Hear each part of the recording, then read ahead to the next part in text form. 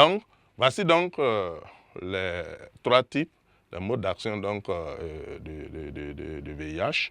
Donc, et des ARV plutôt, mode d'action des ARV donc, face au VIH. Donc, on a des inhibiteurs de la fusion entre les GP120 et les CD4.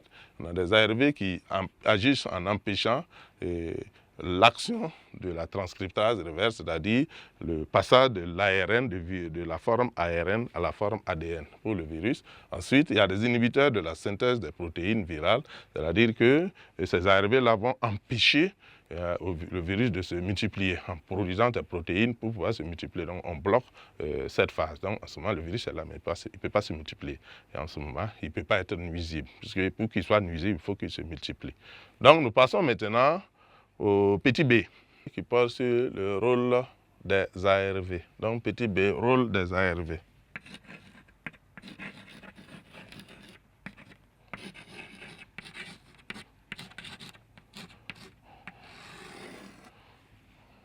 Donc, rôle des ARV. Le rôle des ARV, c'est d'empêcher la prolifération du virus et non pas son élimination. Voilà. Le virus, une fois qu'on est en contact, il reste, on ne peut pas le détruire. Mais néanmoins, avec les ARV, on peut l'empêcher de se multiplier dans l'organisme. Donc, le rôle essentiel des ARV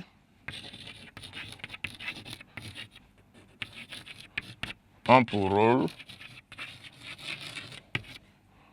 d'empêcher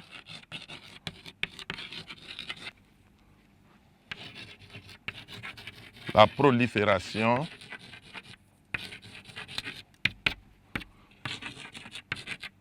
du VIH dans l'organisme.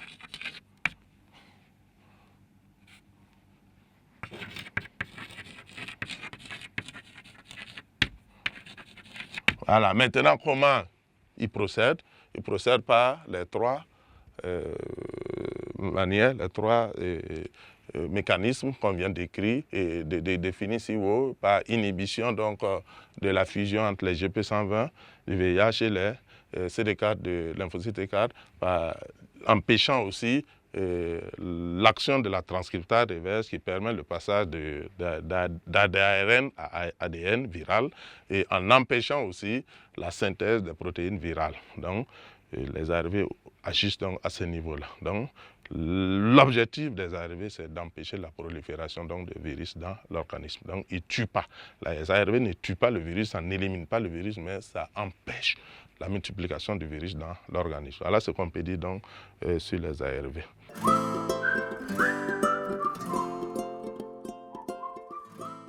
Donc, nous passons au grand 5 qui porte sur le dysfonctionnement du système immunitaire.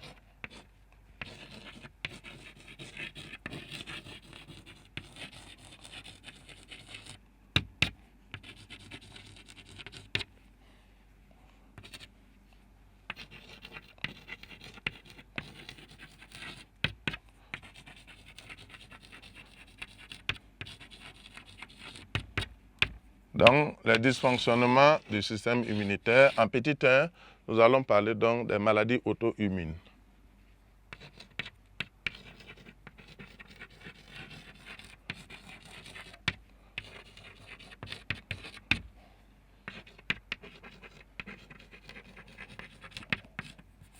Maladies auto-immunes.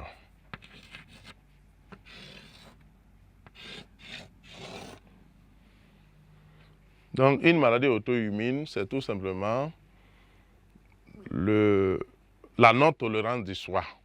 Voilà, c'est le soi qui n'est plus accepté. On a dit que dans le principe du système immunitaire, c'est tolérer le soi et combattre le non-soi. Mais ici, bizarrement, le système immunitaire va s'attaquer au soi. Voilà, on a par exemple des types de diabète où on va donc observer donc, ces situations-là. Donc,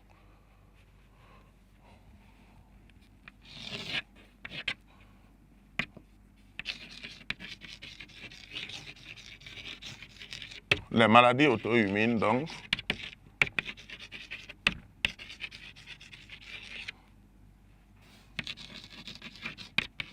sont caractérisées par la tolérance